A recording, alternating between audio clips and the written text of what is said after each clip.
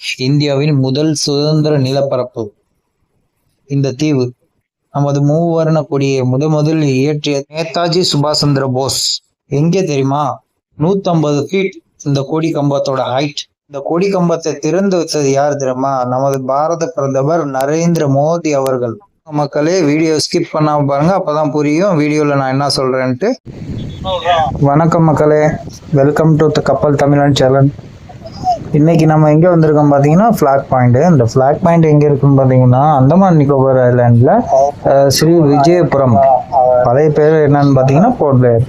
அங்க திரங்கா பார்க் தான் வந்து ஃபிளாக் பாயிண்ட் சொல்றாங்க. அங்கதான் வந்திருக்கோம்.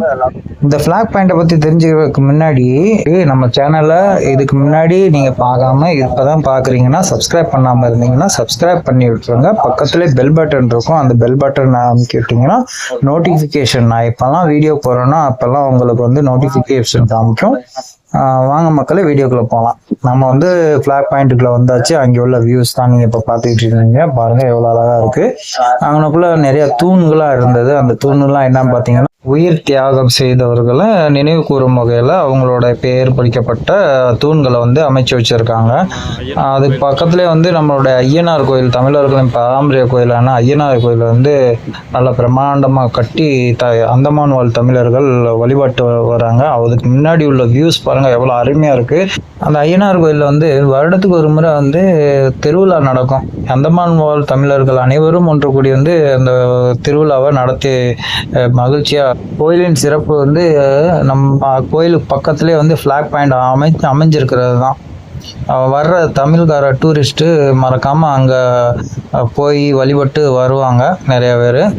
இந்த ஃபிளாக் பாயிண்டில் எந்த நாளும் உங்களுக்கு காற்று ஜில்லு ஜில்லுன்னு அடிக்கும். அது போக வந்து நம்மளோட கடல் அலைகளோட கேட்கறது காதுக்கு இனிமையாக இருக்குங்க. பாருங்கள், ஃபிளாக் பாயிண்டில் நம்மளுடைய தேசிய கொடி எவ்வளோ பிரம்மாண்டமாக அழகாக தெரியுது.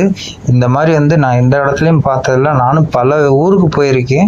ஃபிளாக் பாயிண்டில் அவ்வளோ அருமையாக நீட் அண்ட் க்ளீனாக அங்கே உள்ள முனிசிபால் வந்து நல்ல அருமையாக மெயின்டெனன்ஸ் பண்ணுறாங்க, கிளீனிங். இது பாருங்கள், எங்கேயுமே ஒரு இது இருக்காது, குப்பையே இருக்காது.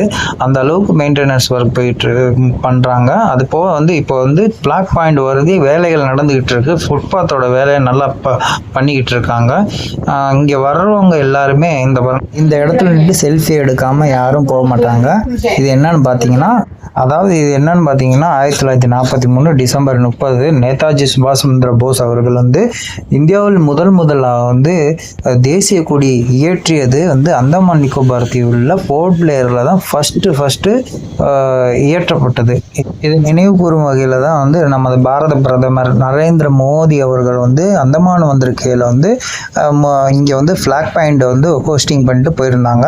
ஸோ அதை நினைவு கூறும் வகையில தான் இந்த ஃபிளாக் பாயிண்ட், அதாவது திரங்கா பார்க் அமைக்கப்பட்டது. இந்த ஃபிளாக் பாயிண்ட்ல அமைச்சிருக்க கொடி கம்பத்தோட ஹைட் எவ்வளோன்னு பார்த்தீங்கன்னா 150 ஃபீட், அதாவது 150 அடி உயரம் கொண்டதுங்க. ஃபிளாக் பாயிண்ட் போகிறதுக்கு எவ்வளோ செலவாகும்னு பார்த்தீங்கன்னா ஒரு குறைந்தபட்ச செலவு தான். ஏன்னா இது வந்து ஒரு சிட்டிக்குள்ளே அமைஞ்சிருக்கிறனால வந்து இதை ரீச் ஆகிறது வந்து ஒன்றும் பெரிய செலவு ஆகிடாது. ஒன்றும் ஆட்டோவில் போனால் 50 ரூபா 60 ரூபா, பஸ்ஸுலையும் பஸ்ஸில் போனால் வாக் பண்ணி போகிற மாதிரி இருக்கும். எப்படி வேணாலும் போய்க்கலாம், பஸ்ஸுலேயோ ஆட்டோலேயோ போய்க்கலாம். அப்படி ட்ராவல் ஏஜென்ட் புக் பண்ணியிருந்தீங்கன்னா அவங்க நாளே அவங்களுக்கு சுற்றி காமிச்சிடுவாங்க. நம்ம வீடியோ பிடிச்சிருந்துச்சுன்னா லைக் பண்ணுங்கள், ஷேர் பண்ணுங்கள், சப்ஸ்கிரைப் பண்ணி